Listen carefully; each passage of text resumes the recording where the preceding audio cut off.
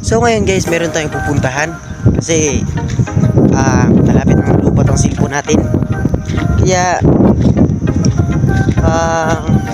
punta tayo doon sa lola ko para para mag-charge. Wala kasi kaming kuryente. Hindi kasi kami na kuryentehan.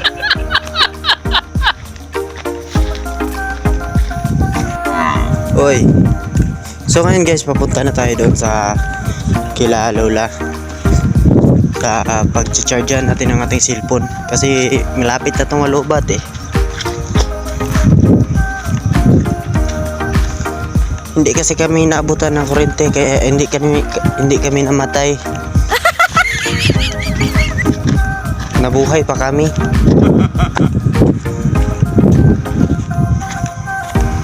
Ayan na guys, oh. Diyan tayo mag-charge guys, oh. Diyan, oh. Diyan. Yung na yan, kubo na yan. Diyan tayo mag-charge. Kaya maghintay lang kayo.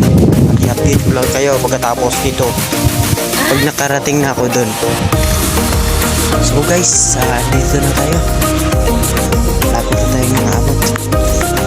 Dito na. Ito guys, maraming mga halaman dito guys.